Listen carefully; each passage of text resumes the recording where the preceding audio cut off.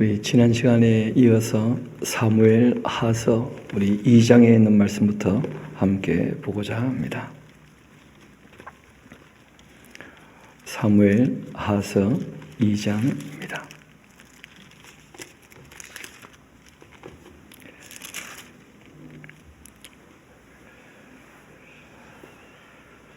이 다윗이라고 하는 인물이 한 17, 한 18쯤 되었을 때 이 골리앗을 때려잡아 죽이고 이 정계에 입문하게 됩니다. 그리고 한 20살쯤 되었을 때 사울에게 미움받고 이제 망명길에 들어서서 10년 세월을 도망 다니게 되어지죠. 그리고 이제 사울이 죽고 다윗이 유다의 왕이 될 때가 30이었고, 그리고 그러고 7년 한 6개월쯤 지나서 통일왕국의 왕이 됩니다. 하나님께서 어떤 사람에게 일을 맡기실 때 충분히 준비하게 하시고 그리고 난 다음에 일을 맡기시지, 아무 준비 안 된 사람을 맡기시는 일이 없습니다. 일을. 그러니까 자기가 그냥 좋아서 하는 일 같으면 나이와 상관없이 준비 없어도 가능할지 모르겠지만, 하나님께서 특별히 이제 일을 맡기실 때에는 충분히 그 과정을 거치게 하시고, 특별히 이제 광야 같은 그 고난의 세월을 꼭 겪게 하십니다. 요셉도 그러했고 다윗도 그러했던 것이죠.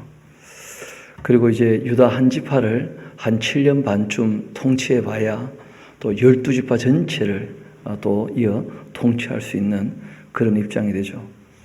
아무래도 그 정치라고 하는 것이 혼자 잘못 판단 내리면 너무 많은 사람들이 힘들고 어렵기 때문에 하나님께서 다윗에게 그런 과정을 다 좀 거치게 하시는 것처럼 보이는데, 이제 오늘 우리가 읽어 나가게 될 본문이 이제 남왕국 유다의 왕에서 통일 왕국의 왕이 되는 그 과정들을 이제 보여주고 있습니다. 그 과정 가운데 또 여러 가지 등장 인물들이 나오고 영웅들도 나오게 되어지고, 또 이 역사가 아주 격동을 일으킬 때는 역동적이라 그러죠, 그렇죠? 영웅이 있으면 또 누가 있습니까? 빌런, 악당이 또 반드시 있기 마련입니다. 우리 한번 그 2장부터 차근차근 살펴봅시다. 그 후에 이 사울이 죽었다는 것이 다 확인이 되어지고 다윗이 사울을 위해서 조가를 부르고 했던 그 일 이후에 다윗이 여호와께 여쭈어 봅니다. 내가 유다 한 성읍으로 올라가리이까? 실제로는 하고 싶은 말이 좀 더 있죠. 12지파를 다 통치해야 되는 것입니까? 하나님께서 기름 부어 세우셨으니까. 그때 여호와께서 말씀하십니다. 이르되 올라가라. 다윗이 이르되 어디로 가리까? 이르되 헤브론으로 그렇게 갈지니라. 유다 지파에게는 헤브론이 마치 가장 중심되는 도시 같은 그런 도시였죠. 그래서 다윗이 그 두 아내 이스라엘 여인 아히노암과 갈멜 사람 나반의 아내였던 아비가일을 데리고 그리로 올라갑니다. 또 자기와 함께한 추종자들과 그들의 그 가족들을 다윗이 다 데리고 올라가서 헤브론 각 성읍에 살게 합니다. 유다 사람들이 와서 거기서 다윗에게 기름을 부어서 유다 족속의 왕으로 삼았고, 어떤 사람이 다윗에게 말합니다. 이르되 사울을 장사한 사람은 이 길르한 야베스 사람들이니이다. 그렇게 했는데 다윗이 길르한 야베스 사람들에게 전령들을 보내 그들에게 이렇게 말을 합니다. 너희가 너희의 주 사울에게 이처럼 은혜를 베풀어 그를 장사하였으니 여호와께 복을 받을지어다. 그 다윗 주변의 사람들은 아직도 좀 다윗을 오해하고 있는 것 같아요. 다윗이 사울을 위해서 조가를 불렀다 할지라도 사울을 그리워하는 사람들을 다윗이 좀 미워하지 않겠나 하는 그런 마음이 있었던 것 같은데, 다윗은 전혀 그런 인물이 아니었습니다. 말 그대로 그냥 정치인으로 그릇이 굉장히 큰 인물이었다는 거예요. 그래서 길르한 야베스 사람들 제일 처음 사울이 왕이 될 때 큰 은혜를 입었기 때문에 벳산 성벽에 사울의 시신이 걸려 있을 때 그 시신을 수습해서 장례를 지내줬던 그들, 정말 사울을 사랑하고 아끼는 그들에 대해서 다윗도 똑같은 마음을 가지고 오히려 그들에게 복을 빌어줍니다. 6절 이어봅시다. 너희가 이 일을 하였으니 이제 여호와께서 은혜와 진리로 너희에게 베푸시기를 원하고 나도 이 선한 일을 너희에게 갚을 것이다. 이제 너희는 너희 손을 강하게 하고 탐대히 할지어다. 너희의 주 사울이 죽었고 또 유다 족속이 나에게 기름 부어 그들의 왕으로 삼았음이니라. 그렇게 이제 이야기를 한 거예요. 그 다윗은 자기 입장에서 생각한 것이 아니고 하나님 보시기에 선하게 했느냐 악하게 했느냐 늘 그것을 염두에 두는 거예요. 인간적 입장에서는 10년 동안 자기를 죽이려고 쫓아왔던 그 사울을 그리워하고 도와줬다면 자기에게 원수같이 여기질 만한 사람들 아니겠습니까? 근데 다윗은 전혀 그렇게 생각하지 않아요. 하나님 보실 때에 길란 야베스 사람들이 한 일은 너무 잘한 일이라는 거예요. 그 은혜를 은혜로 갚을 줄 안다는 것은 누가 했든지 간에 잘한 일이죠. 그래서 선한 것을 선하게 아는 것, 자기 입장을 넘어서서 하나님의 시각에서 그런 이제 우리가 보통 객관적 자세 그런 얘기들 하지 않습니까?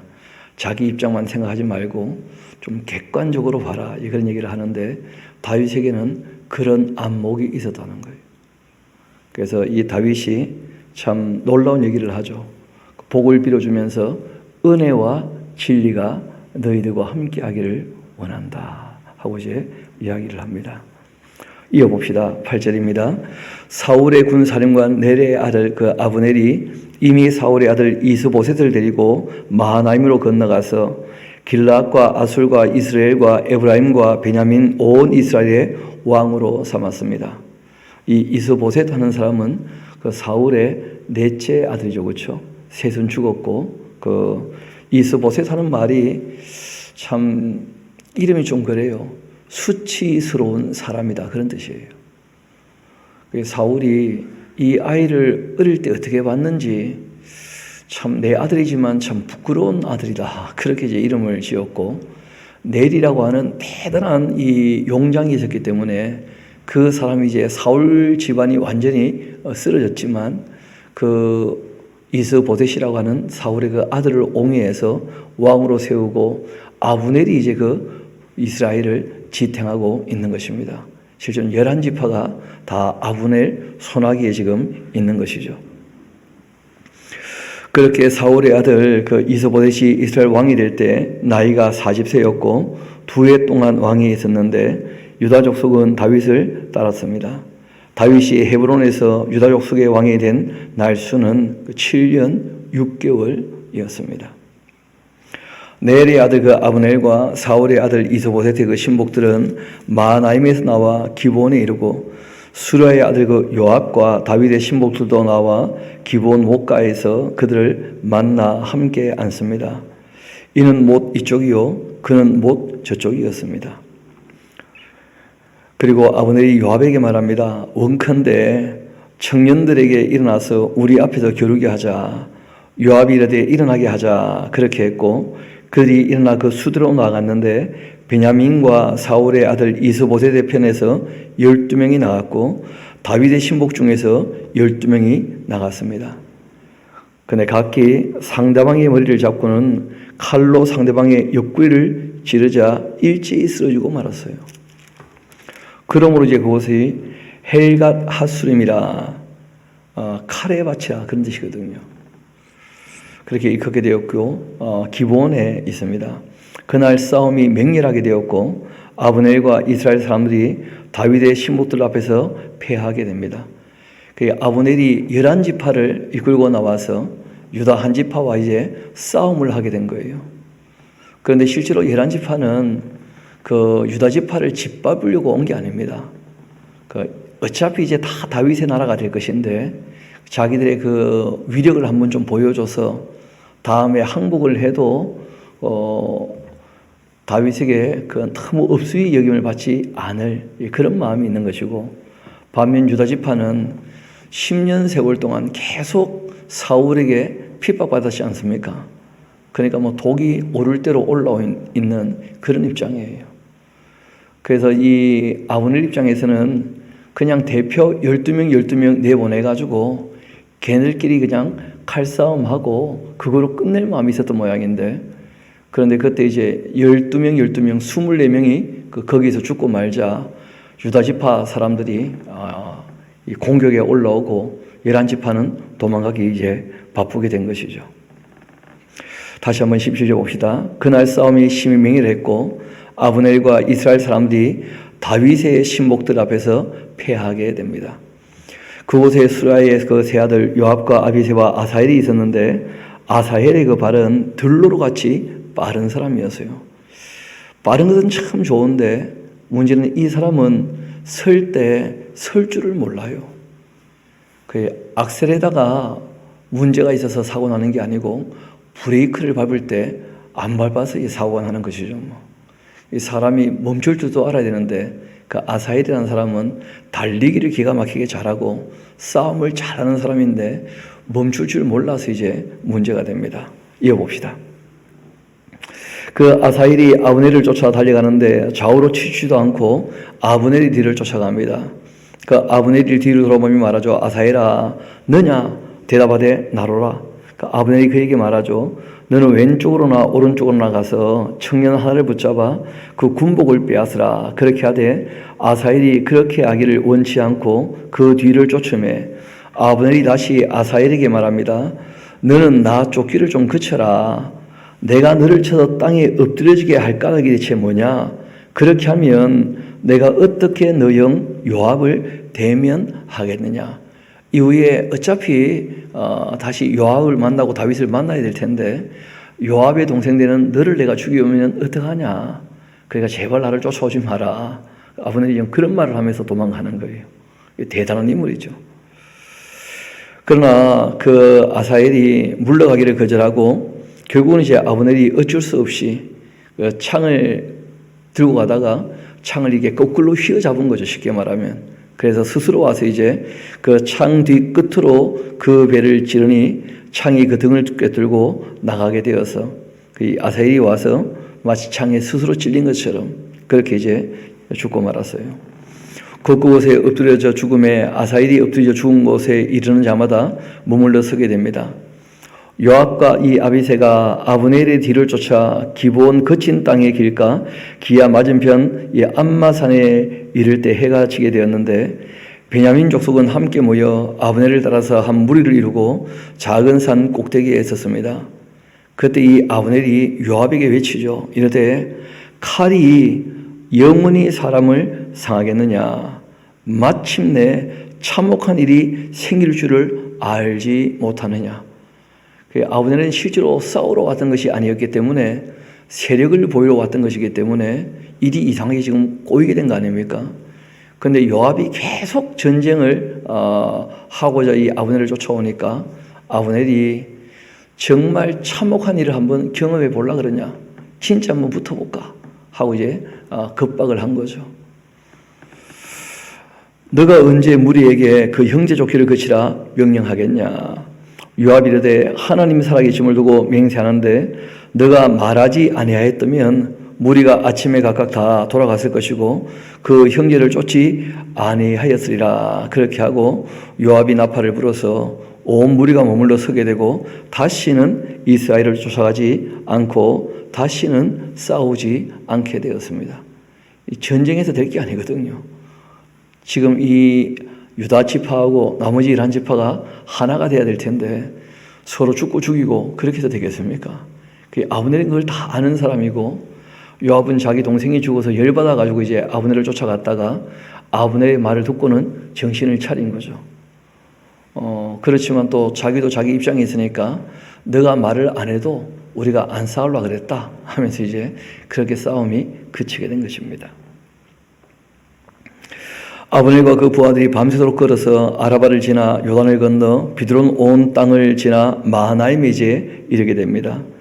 요압이 아브넬 쫓기를 그치고 돌아가서 무리를 다 모았는데 다윗의 신복 중에 19명과 아사헬이 죽고 말았죠.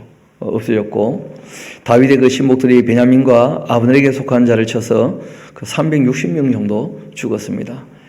대단한 전쟁이 있었지만 그 전쟁의 규모에 비해서 죽은 사람은 그리 많지 않죠. 19명하고 360명 정도였으니까요. 무리가 아사엘을 들어 올려서 베들레헴에 있는 그 조상묘에 장사하고 요압과 그 부하들이 밤새도록 걸어서 헤브론에 이른 때에 날이 밝게 됩니다.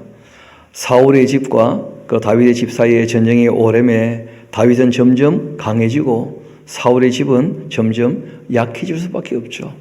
시간이 지나면 지날수록 다윗은 떠오르는 태양이고 사울 집안은 기울어가는 달이거든요. 그리고 다윗이 헤브론에서 이제 아들들을 낳았는데 아들은 암논이라 그 이스라엘 여인 아히노암의 소생이고, 둘째는 길라압이라 갈미의 사람 나발의 아내였던 아비가일의 소생이고, 셋째는 압살롬이라 구슬 왕 달메의 딸 이 마아가의 아들이었습니다. 넷째는 아도니아라 핫깃의 아들이고, 다섯째는 스바다라 아비달의 아들이었습니다. 다윗의 아들인데 아비달의 아들이다, 핫깃의 아들이다. 그 누구냐면 부인들 이름이에요. 부인들 이름. 그 아들이 많이 태어났는데 부인이 다 달라요. 부인들이. 그래서 다윗이 이제 그 망명길에 있을 동안에는 아히노암하고 아비가일을 이제 부인으로 맞아들이지만 거기에서는 이제 애들이 배 태어나지 않고 있다가 헤브론에 이제 있게 되었을 때, 유다의 왕이 되었을 때 안정을 얻게 되니까 그 헤브론에서 이제 아들들이 태어나게 되었다. 그리고 부인도 이미 여러 명이었다는 것을 알 수가 있죠. 이어봅시다. 여섯째는 이드람이라 다윗의 아내 에글라의 그 소생이니, 이들은 다윗이 헤브론에서 낳은 자들이었다. 사울의 집과 다윗의 집 사이에 전쟁이 있는 동안 아브넬이 그 사울의 집에서 점정 권세를 잡게 되었고, 사울에게 첩이 있었는데 이름이 리스바였어요. 아야의 딸이었고, 이스보셋이 아브넬에게 말합니다. 너가 어찌하여 내 아버지의 그 첩과 통관하였냐? 그 아브넬이 이스보셋의 말을 매우 분하게 여겨 말합니다. 내가 유다의 계머리냐? 내가 오늘 당신의 그 아버지 사울의 집과 그 형제와 그 친구에게 은혜를 베풀어 당신을 다윗의 손에 내주지 아니하였거늘 당신이 오늘 이 여인에게 관한 허물을 내게 돌리고 있는 것이냐 하면서, 이스보셋은 자기가 그래도 왕이라고 체면이 있으니까 한마디 했다가 그 아브넬이 아니 지금 너 나라인 줄 알고 까부는 거냐? 너 죽을래? 한마디 했더니 뭐 아무 말 못하게 된 거죠. 실제로 이 11지파는 그 아브넬의 그 손아귀에 다 들어가 있었습니다. 그리고 이어 말합니다. 여호와께서 다윗에게 맹세하신 대로 내가 이루게 하지 아니하면 하나님이 아브넬에게 벌 위에 벌 내리심이 마땅하다. 그 맹세는 곧 이 나라를 사울의 집에서 다윗에게 옮겨 그 왕위를 단에서부터 브엘세바까지 이스라엘과 유다에 세우리라 하신 것이니라. 그렇게 하면서 아브넬이 어차피 이 모든 나라는 다 다윗 것이 된다 하고 이제 한마디 쏘아붙였죠. 그렇게까지 얘기를 하자 이스보셋이 아브넬을 두려워하여 감히 한마디도 대답하지 못합니다.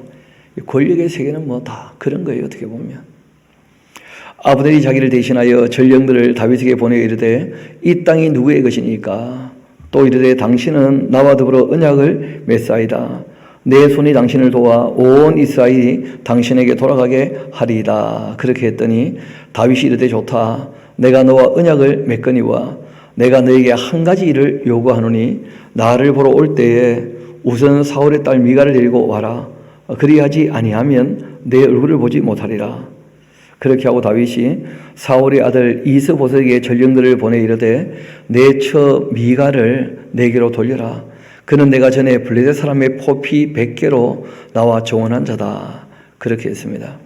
그 이스보셋이 사람을 보내 그 남편 라이스의 아들 발딜에게서 그를 빼앗아 오매 그 남편이 그와 함께 오되 울며 바울임까지 따라왔는데 아브넬이 그에게 돌아가라 그렇게 하니까 결국 이제 돌아가고 말았다는 것인데, 여러분 이미 헤브론에서 다윗에게 부인이 여러 명이고 애들이 많이 태어나지 않습니까?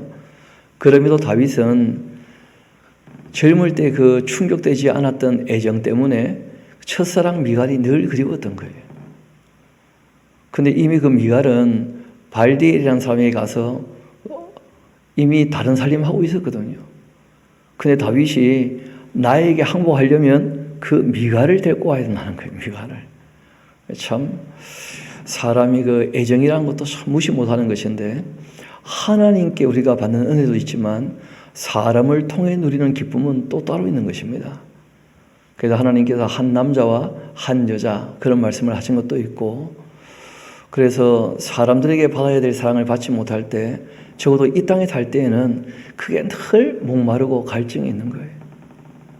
그 다윗도 뭐 별 수 없죠. 그런 면에서는. 이어봅시다. 17절입니다.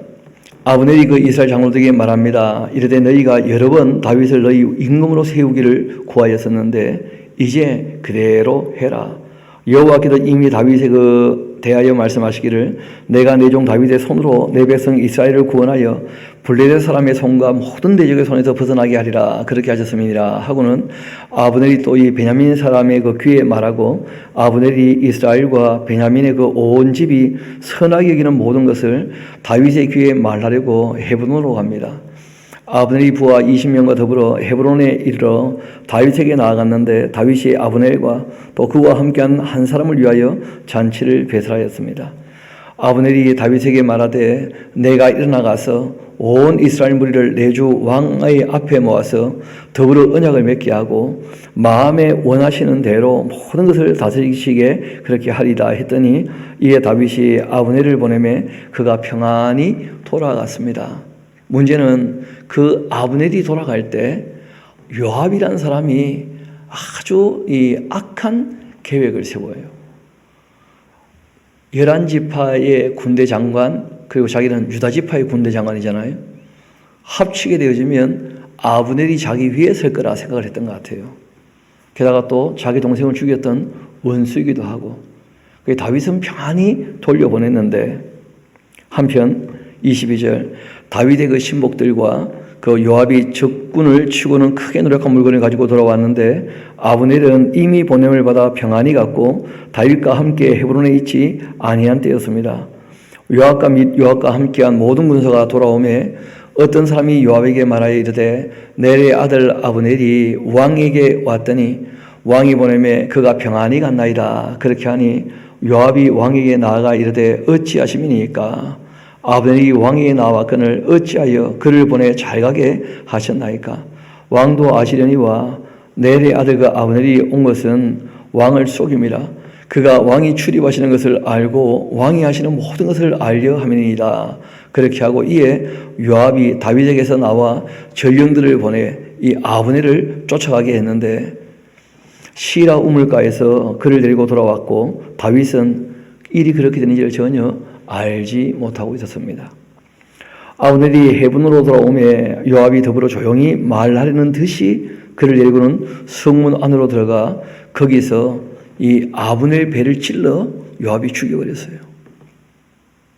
이는 자기 동생 아사의 피로 말미암은 것이었다.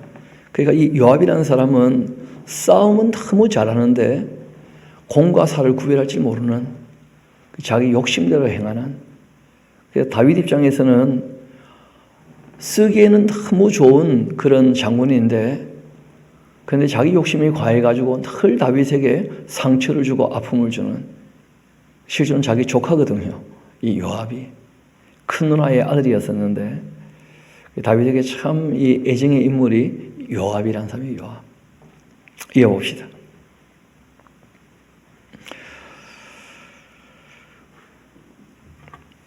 그렇게 아브넬이 헤브론으로 돌아올 때 요압이 그렇게 이 찔러 죽이고 말았죠. 그 후에 다윗이 듣고 한마디 합니다.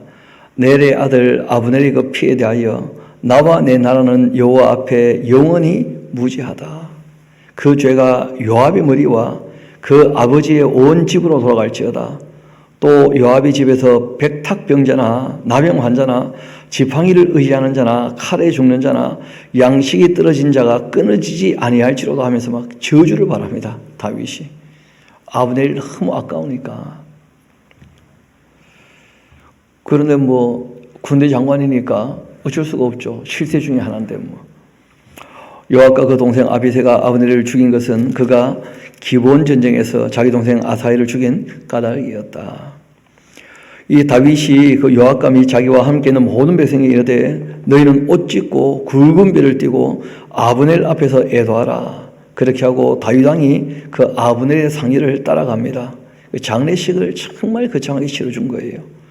아브넬을 헤브론에 장사하고 아브넬의 그 무덤에서 왕이 소리 높여 울고 백성도 다 울게 됩니다. 왕이 아브넬을 위하여 애가를 지어 이르되, 다윗은 노래를 잘 만드는 사람이니까요. 아브넬의 죽음이 어찌하여 미련한 자의 그 죽음과 같은가? 너희의 손이 결박되지도 아니했고 너희의 발이 착고에 채지도 아니하였거늘 불의한 자식의 그 앞에 엎드러진 같이 내가 엎드려 줬도다. 참 다윗은 다윗이에요. 보면 요압이라는 사람은 자기 잘못 아닙니까? 그래도 요압이 잘못한 것은 너무 잘못한 거예요. 그러니까 뭐 공개적으로 그냥 아브넬이 악한 자의 손에 억울하게 죽었다. 요압이 비록 우리 군대 대장이지만 그 악한 놈이다.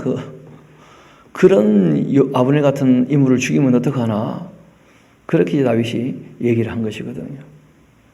그러니까 어떻게 보면 눈앞의 이익을 따라가기보다는 정말 대의를 중시 여기는, 그러니까 하나님께서도 정말 기뻐하시는 것 중에 하나가 뭐냐면 선한 것은 선하다, 악한 것은 악하다, 그 얘기를 할 수 있어야 된다는 거예요. 예수님께서 그 한편 강도가 했던 말을 들으시고 한마디 하셨지 않습니까? 하나님 하시는 일 중에 옳지 않은 것이 없다. 예수님 하시는 일 중에 옳지 않은 것이 없었다. 예수님은 다 옳으신 분이시고 선하신 분이시다.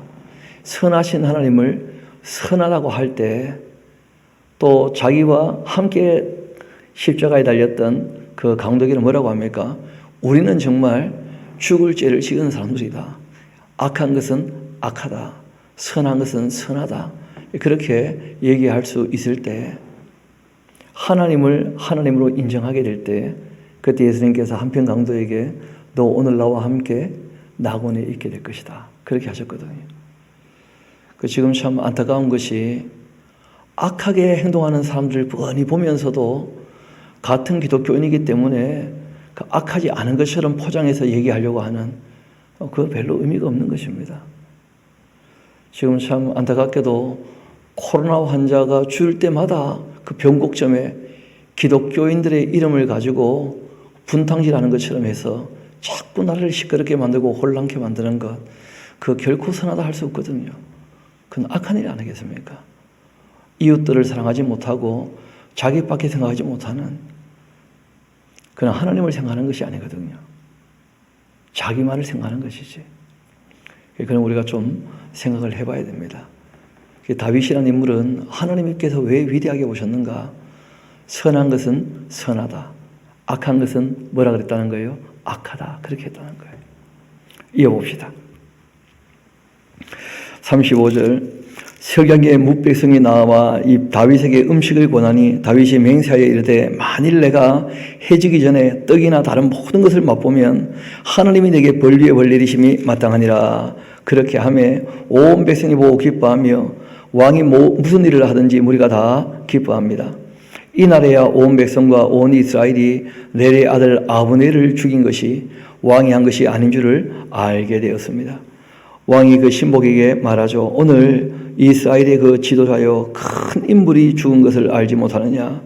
내가 기름 부음을 받은 왕이 되었으나 오늘 약하여서 수라의 그 아들인 이 사람들을 제어하기가 너무 어렵다.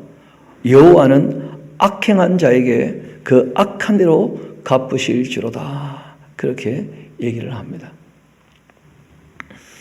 한편 또 사울의 아들 이스보셋은 아브넬이 헤브론에서 죽었다함을 듣고는 손에 맥이 풀려버렸고 온 이스라엘이 놀라게 됩니다.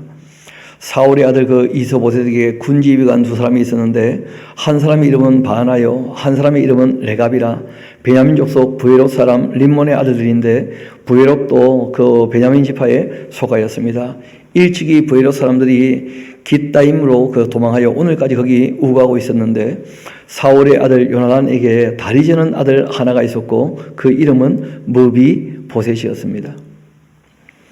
전에 사울과 요나단이 죽은 소식이 이스라엘에 올 때 그 나이가 5살이었는데 그 유모가 안고 도망할 때 급히 도망가다가 그 아이가 떨어져서 이제 다리가 부러졌었고 그걸로 말미암아 절개되었다는 것이죠. 부에롯 사람 림몬의 아들 레갑과 또 바나가 길을 떠나 이 볕이 쬐일 때쯤에 무비보셋의 그 집에 이르게 되는데 마침 그가 침상에서 낮잠을 자고 있었고 레갑과 그 형제 바나가 밀을 가지러 온 채하고는 집 가운데로 들어가서 그 배를 찌르고 도망합니다. 그들이 집에 들어가니 이 이스보셋이 침실에서 침상에 누워 있었는데 그를 쳐 죽이고 목을 베어서 그 머리를 가지고 밤새도록 아라바 길로 갑니다. 헤브론에 이르러서 다윗 왕에게 이스보셋의 그 머리를 들이며 얘기하죠. 왕의 생명을 해하려 하던 원수 사울의 아들 이스보셋의 그 머리가 여기 있나이다. 여호와께서 오늘 우리 주 대신 왕의 원수를 사울과 그 자손에게 갚으셨나이다. 그렇게 이제 하는 거예요. 참 이 역사가 격동적인 이 일이 있을 때 경거망동하다가 죽는 사람들이 꽤 나타납니다. 보통 어떤 사람들이 경거망동하느냐 하면 눈앞에 작은 이익을 쫓는 사람들은 대부분 다 멸망하게 되어져요. 그러니까 이스보셋이 다윗의 원수인 줄 알고 그 머리를 잘라다가 다윗에게 바친 거예요. 다윗은 그런 악한 사람들 자기 이익 때문에 선하다 그렇게 얘기하지 않거든요. 주인을 배반한 사람은 또 언제 배반할지 몰라. 악한 사람은 악한 사람인 거죠.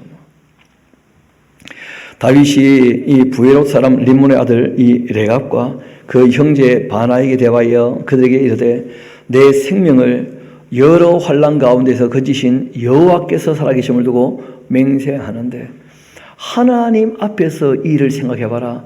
너희가 올바른 일을 했는지. 이 악한 놈들아. 다윗이 그렇게 했다는 거예요.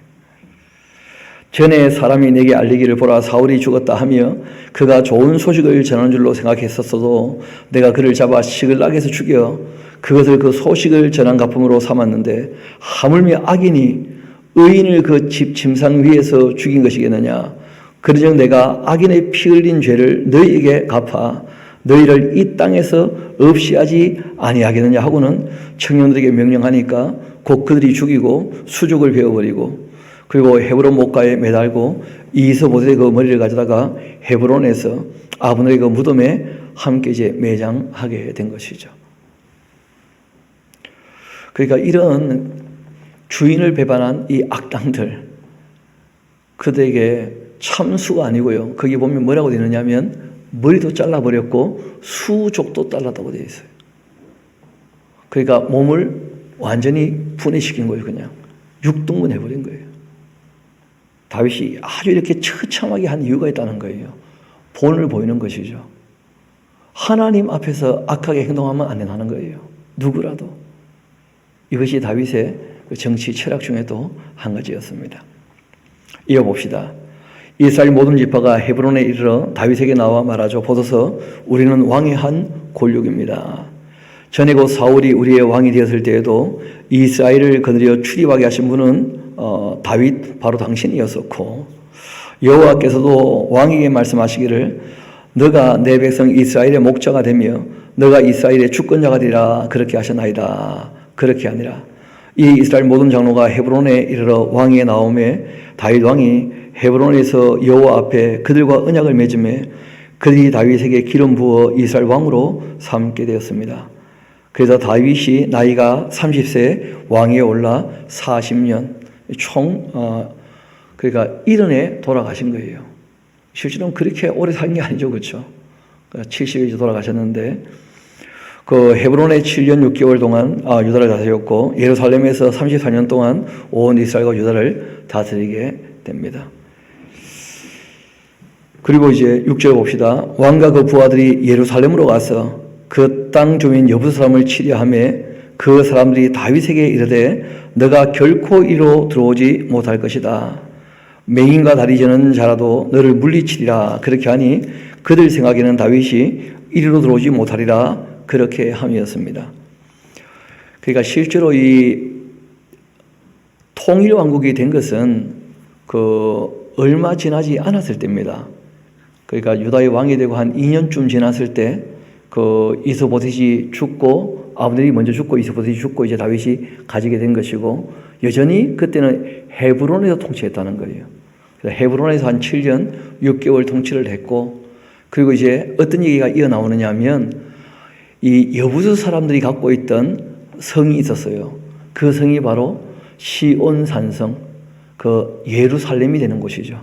다윗이 이제 그 예루살렘을 차지하고 그 예루살렘에서 이제 다스린 것이 33년쯤 된다. 그렇게 얘기를 한 것인데 이어봅시다. 6절 다시 한번 봅시다. 왕과 그 부하들이 예루살렘으로 가서 그 땅 주민 여부수 사람을 치려하며 그 사람이 다윗에게 이르되 너가 결코 이리로 들어오지 못하리라. 맹인과 다리 저는 자라도 너를 물리치리라. 워낙 요새니까요. 장애우 몇 사람만 있어도 다윗을 다 막아낼 거다 하면서 큰 소리 땅땅 쳤죠. 그들 생각에 다윗이 이리로 들어오지 못하리라. 그렇게 함이지만 다윗이 시온 산성을 빼앗았는데 이것이 바로 다윗성이라 부르게 되었죠. 그날 다윗이 말합니다. 누구든지 여부수 사람을 치거든 물 기는 데로 올라가서 다윗의 그 마음에 미워하는 다리 저는 사람 맹인을 치라. 그렇게 하였으므로 속담이 되어 이르기를 맹인과 다리 저는 사람은 집에 들어오지 못하리라. 그렇게 되고 말았다는 거예요. 참 말이 참 재미있죠.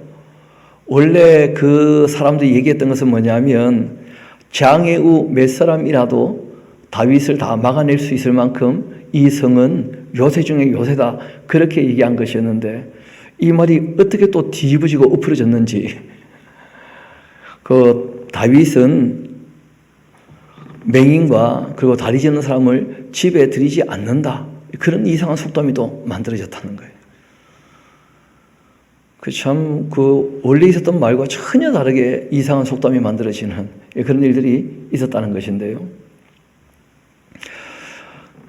말이라는 게 쉽지 않다는 겁니다.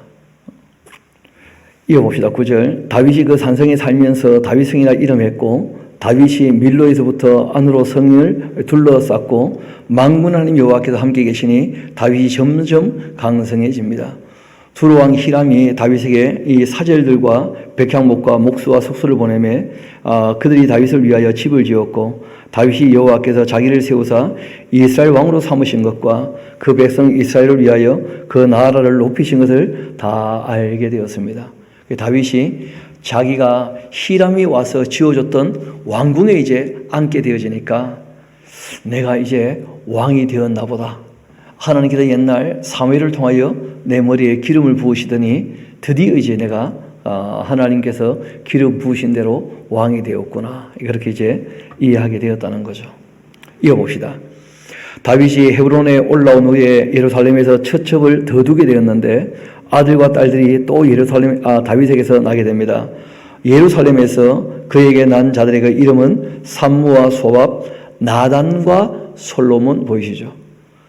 나단이라는 사람은 다윗의 아들인데 누가복음에 보면 바로 마리아의 조상이에요.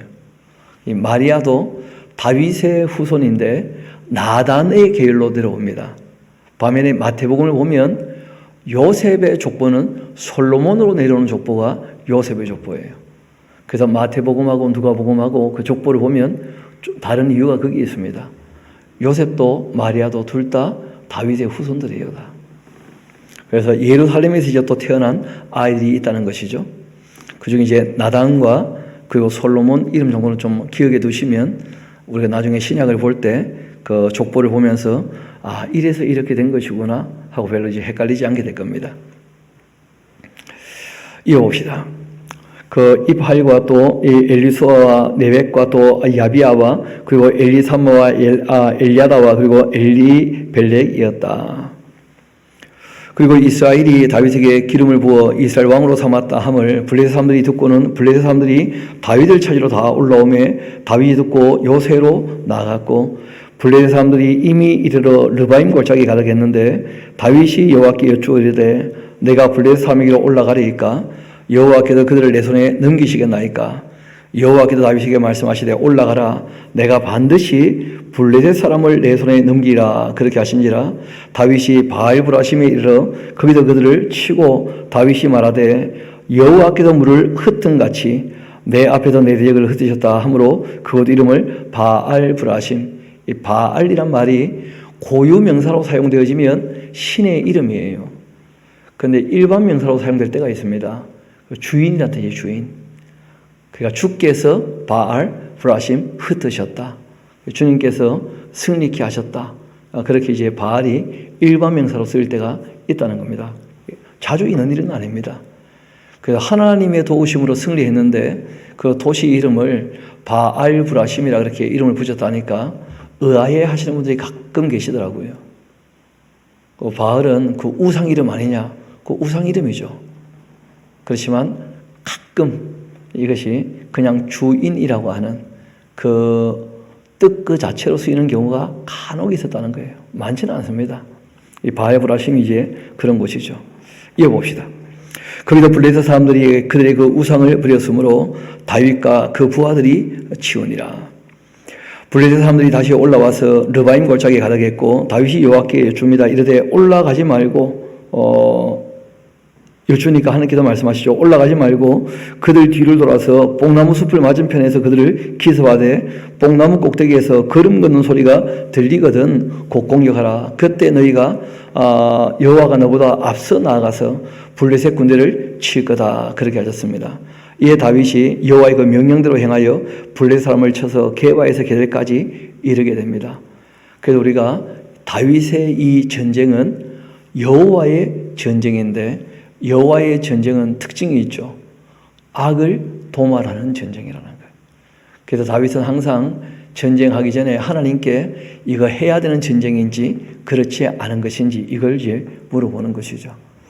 우리가 다윗의 그 생각을 조금 읽을 수 있는 것이 뭐냐면 여부도 사람의 그 산성을 빼앗고 난 다음에 그 성읍의 이름을 예루살렘이라고 지었다는 거예요. 예루살렘이라는 그 이름의 뜻이 뭐냐면 평화의 기초라는 뜻이에요. 평화의 기초. 그러니까 참된 평화를 만들려면 뭐부터 해야 되느냐? 악당을 먼저 제거해야 돼요. 악당을. 그래서 악이 제거되기 전에는 참된 평화가 있지 못합니다. 그래서 다윗 입장에서는 평화를 만들려면 먼저 악을 제거해야 되는 하나님의 전쟁을 수행하게 된 것이죠. 그렇지만 자기 아들에게는 정말 전쟁이 없는 시대가 오면 좋겠다. 그래서 그 아들 중에 솔로몬이 있죠. 솔로몬 이름의 뜻이 뭐냐면 샬롬에서 왔어요. 평화라는 뜻이에요. 평화. 그래서 정말 이 다윗이 원하고 바라는 것은 평화였었어요. 그러다 보니까 그 힘이 있고 권력이 있음에도 정복하는 군주가 아니라 악을 도말하는 사람이었기 때문에 주변 나라의 왕들이 다윗을 참으로 존중하기도 하고 또 나이 많은 왕들은 다윗을 너무 아끼고 정말 사랑해주고 그래서 다윗이 뭐 일을 할 때마다 정말 주변에 많은 사람들이 와서 도와주는 것을 보게 되고 다윗이 왕이 되었을 때에도 두로 왕 히람이 와가지고는 그 왕궁을 지어주고 하는 것들을 우리가 볼 수 있는 것이죠. 이제 6장 이어봅시다. 다윗이 이스라엘에서 뽑은 무리 3만 명을 다시 모으고 다윗이 일어나 자기와 함께 있는 모든 사람과 더불어 바알레 유다로 와서 거기서 그 하나님의 궤를 메어오려고 했는데 그 궤는 그룹들 사이에 좌정하신 만군의 여호와의 이름으로 불리는 것이었습니다. 바로 이 궤가 법궤고 그리고 그 법궤 뚜껑이 뭡니까?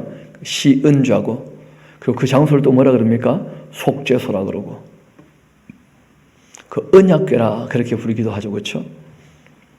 그걸 다윗이 예루살렘으로 모셔오고 싶은 거예요. 그들이 하나님의 궤를 새소리 신고 산에 있는 아비나답의 집에 나오는데 아비나답이가 아들 우사와 아요가 그 새소리를 몰았습니다. 그들이 산에 있는 그 아비나답의 집에서 하나님의 그 궤를 싣고 나올 때 아요는 궤 앞에서 가고 다윗과 이스라엘 온 족속은 잣나무로 만든 여러 가지 악기와 수금과 비파와 소고와 양금과 제금으로 여호와 앞에서 연주했습니다. 그런데 문제는 본인들은 참 잘한다고 생각해서 하고 있는데 하나님 하라시는 대로 안 한 거예요. 그러니까 이건 실제로 사랑이 안 되고 마는 거죠. 진리를 따른 것이 아니었기 때문에. 그 뒤 나곤의 타작마당에 이르렀는데 그 소들이 그 뜀으로 웃사가 손들어 하나님의 그 궤를 붙들었는데 여호와 하나님이 웃사가 잘못함으로 말미암아 진노하셨고 그를 그곳에다 치셨고 그가 거기에 하나님의 궤 곁에 죽고 말았습니다. 여호와께도 웃사를 치심으로 다윗이 분해합니다. 자기가 잘못해놓고 분노하면 안 되죠. 다윗이 아직까지 말씀을 안 받기 때문에 잘못한 것도 몰랐던 거예요. 그래가지고 아니 내가 이렇게 열정을 가지고 하나님 모시려고 하는데 하나님께서 왜 이렇게 나를 대하시나 하고 정말 마음에 분노가 일어났다는 거예요. 나중에 알고 보니까 자기가 잘못한 것이었죠. 그래서 그것을 베레스 웃사라, 웃사가 죽었다 그런 것이죠. 뭐 베레스 웃사, 웃사를 치셨다. 그렇게 이름을 불렀는데 그것이 지금까지도 이제 그렇게 불리고 있죠. 다윗이 그날 여호와를 두려워하여 이르되 여호와의 그 궤가 어찌 내게로 오리요 하고는 다윗이 여호와의 궤를 옮겨 다윗성 자기에게로 메어가기를 즐겨하지 않고 가드 사람 오벳 에돔의 그 집에 그냥 놔두었습니다. 여호와의 궤가 가드 사람 에돔의 그 집에 석 달이 있었는데 여호와께서 오벳 에돔과 그 온 집에 복을 주셨다는 거예요. 그 오벳 에돔이라는 그 이름의 뜻이 재미있습니다. 에돔의 종이다 그런 뜻이에요. 그런데 의외로 그 이스라엘 나라 사람들 중에 오벳 에돔이라는 이름을 꽤 많이 쓰고 있는 것을 보게 됩니다. 그 이유는 그 하나님의 법궤를 모셔서 그 은혜를 입었고 복받은 사람이었기 때문에 그래서 그 오벳 에돔의 그 이름의 뜻은 썩그리 좋은 뜻이 아니거든요. 에돔의 종이다. 또는 에돔 사람이면서 우리의 종이다. 뭐 그렇게도 볼 수 있는 것인데 그런데 의외로 많은 이스라엘 백성들이 오벳 에돔이라는 그 이름을 좋아해서 그랬는지 성경에 오벳 에돔 중에 동명이인들이 꽤 나온다는 거예요. 이어봅시다. 하나님이 이렇게 복 주셨다는 얘기를 듣자 다윗이 또 그 갖고 오고 싶어 하죠. 어떤 사람이 다윗 상황에 아뢰어 이르되 여호와께서 하나님의 궤로 말미암아 오벳 에돔의 그 집과 그 모든 소유에 복을 주셨다 그렇게 한지라 다윗이 가서 하나님의 그 궤를 기쁨으로 메고 오벳 에돔의 집에서 다윗 성으로 올라가게 되었어요. 다윗이 그새 이제 성경을 보고 레위 사람들을 다 뽑아 세워 가지고는 법궤를 수레에 실지 않고 드디어 이제 어깨에 매게 했죠. 레위 사람들 어깨에. 여호와의 그 궤를 맨 사람들이 6걸음을 걸었는데 다윗이 소와 살진 송아지로 제사 드리고 다윗이 여호와 앞에 힘을 다하여 춤추는데 그때 뭐 다윗은 배의 옷을 입고 있었습니다. 통으로 짠 옷이니까 춤추면 막 흘러내리겠죠. 그렇죠? 그러니까 만이 넘은 사람이 그 춤을 춘다고 생각해 봐요. 여러분, 만 넘은 사람이 춤추면 예뻐 보이겠습니까? 좀 추하겠습니까? 그 여자도 아니고 남자인데 그 좀 체신이 있어야 될 텐데 그렇죠? 근데 뭐 다윗 입장에서는 너무 기뻤던 거라. 그래서 어떻게 보면 17정계 입문하고 난 다음부터 거의 20년이 넘는 세월 동안 웃을 날이 없었었는데 정말 오늘 하루 기쁜 날을 한번 맞이한 거예요. 다시 그때만 너무 기분 좋아서 그렇게 막 춤추면서 그렇게 오고 있었는데 다윗과 온 이스라엘 족속이 즐거이 환호하며 나팔 불고 여호와의 궤를 메고 옵니다. 여호와의 궤가 그 다윗 성으로 들어올 때 사울의 딸 미갈이요 창으로 내다보고 있었다는 거예요. 아니 이왕이면 그 기쁜 자리에 함께 있으면 참 좋을 뻔했는데 그 구경꾼들은 자꾸 딴말하게 마련이에요. 결국 이제 다윗 왕이 여호와 앞에서 뛰놀며 춤추는 것을 보고는 심중에 그를 업신여겼다는 거예요. 남을 업신여기는 이유는 자기가 교만하기 때문이죠. 뭐. 여호와의 궤를 메고 들어가서 다윗이 그것을 위하여 쳤던 장막 가운데 그 준비한 자리에 그것을 두니까 다윗이 번제와 화목제를 여호와 앞에 드리게 됩니다. 그리고 다윗이 번제와 화목제를 드리기를 마치고는 만군의 여호와의 이름으로 백성에게 축복을 하고 모든 백성 곧 온 이스라엘 무리에게 남녀를 막론하고 떡 한 개와 고기 한 조각과 건포도 떡 한 덩이씩을 나누어 주고 모든 백성이 각기 집으로 다 돌아가게 되어집니다. 다윗이 뭘 좀 알기는 아는 사람이죠. 하나님께 번제를 드리고 그 헌신이지 않습니까? 그리고 모든 제사의 본질이 어디 있는 것입니까? 하나님과 화목해 하는 것이죠. 그 예수님도 별명이 화목제물이다. 그러니까 하나님과 사귐이 있는 것이 이게 본질이거든요. 그래서 번제와 화목제를 드렸는데 다윗이 또 그 기쁜 마음에 자기 가족에게 축복하려고 이제 돌아왔어요. 그런데 사울의 딸 미갈이 나와 다윗을 맞으며 한마디 합니다. 이스라엘 왕이 오늘 어떻게나 영화로우신지 방탕한 자가 염치 없이 자기 몸을 드러내는 것처럼 오늘 그 신복의 계집종의 눈앞에서 몸을 드러내셨도다 하면서 아주 못되게 쌀쌀맞게 그렇게 군 거예요. 오래간만에 남편이 기분 좋아가지고 정말 가족들에게 복 빌려고 들어왔다는데, 근데 이 미갈은 참 그거를 받아들이지 못한 거예요. 문제는 미갈이 이걸 못 받아들인 것도 문제인데, 다윗도 미갈이 그렇게 자기를 거절하니까 사람은 상대에 따라서 또 다르게 행동하지 않습니까? 다윗도 그걸 또 못 견뎌하는 거예요. 다윗이 미갈에게 한마디 쏘아붙입니다. 이는 여호와 앞에서 한 것이다. 그까지만 딱 하고 말았어야 되는데 얘기를 더 해버렸죠. 그가 너희 아버지와 그 온 집을 버리시고 나를 택하사 나를 여호와의 백성 이스라엘의 그 주권자로 삼으신 것이다. 내가 여호와 앞에서 뛰놀 거다. 왜? 하면서 그러니까 이런 것은 신앙 고백적인 표현이 아닙니다. 감정과 감정이 부딪힌 거예요, 지금. 미갈은 다윗을 어떻게 했고요? 무시해버렸고, 무시당한 다윗은 견디지 못해가지고 미갈을 어떻게 한 겁니까? 저주하는 얘기였어요. 여러분, 할 수 없는 얘기가 있거든요. 안 해야 되는 얘기가. 부부가 상대방 집안 얘기하면 안 되거든요, 원래. 부모를 떠나서 한 가족을 이루었으니까.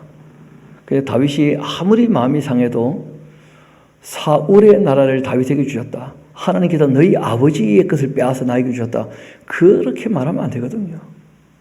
미갈이 그러면 또 얼마나 큰 상처가 되겠습니까? 여러분, 이런 것은 우리 인생의 철칙 같은 거예요. 상대방의 가정에 대해서 딱 함구해야 돼. 그런 말을 꺼내면 그게 참 상처가 되고 그런 상처는 지워지지 않습니다. 여러분, 이 막말이라는 말이 있잖아요. 막말. 막말은 마지막 말이 준말이에요. 막말을 해버리면 더 말할 게 없습니다. 서로 간에 할 말을 하면 되는 것인데 서로 간의 말을 넘어서 가지고 그 가족에 대한 얘기를 하거나 부모에 대한 얘기를 하거나 그러면 더 이상 말이 안 통하는 사람이 되고 말아요. 결국 둘이 이렇게 감정과 감정이 부딪히고 말자 결국은 건너지 못한 강을 건너버렸고 아물지 않는 상처가 서로에게 새겨지고 말았기 때문에 결론이 이렇게 났죠. 다윗이 한마디 더 합니다. 내가 이보다 더 낮아져 스스로 천하게 보일지라도 너가 말한 바 계집종에게는 내가 높임을 받아야 되지 않겠냐 말이에요. 어떻게 나를 이렇게 업신여기냐면서 다윗이 한마디 쏘아붙이고는 그러므로 이게 인과죠, 인과. 이런 원인 때문에 어떤 결과가 왔느냐. 사울의 딸 미갈이 죽는 날까지 그에게 뭐가 없었다는 거예요? 자식이 없었다. 그런 상처를 안고 어떻게 품에 안겠어요? 그거 안 되거든요, 잘. 사람이. 그래서 우리가 정말 말을 조심해야 될 것이고 분수에 넘치지 않는 말을 하도록 우리가 조심해야 될 것이고 그래서 예수님께서 부탁하신 게 있습니다. 기뻐하는 자와 함께 어떻게 하고요? 기뻐하고 우는 자와 함께 울어야 되는 그게 가장 기본일 텐데 남 기뻐하는 거 못 봐주는 것이 그게 다 교만하기 때문이고 못됐기 때문에 남이 슬퍼할 때 함께 슬퍼하지 않는 것도 똑같습니다. 교만하고 못돼 먹어서 그래요. 예수 믿는 사람은 못돼 먹으면 안 됩니다. 예수님께서 부탁하신 게 있죠. 너희는 세상의 소금이고 세상의 빛이다. 그래서 소금을 두고 서로 평화를 만들어가고 화평케 하려고 애를 쓰고, 그리고 너희 착한 행실을 보고 하나님께 영광을 돌릴 수 있게 좀 착하게 살아가라, 이렇게 부탁을 하셨거든요. 그런데 이 미갈하고 다윗하고 두 사람 간의 관계는 그게 안 되고 말았어요.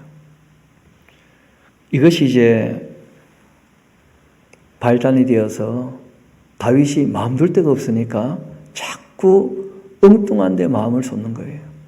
그러다가 결국 이제 어디까지 가게 되느냐 하면 우리아의 아내 바세바까지 손이 미치게 되는 것이죠. 다윗이 우리아의 아내 바세바 취한 것, 다윗이 100% 잘못했죠. 근데 다윗이 마음 둘 데가 없어서 그럴 수 있다는 거예요.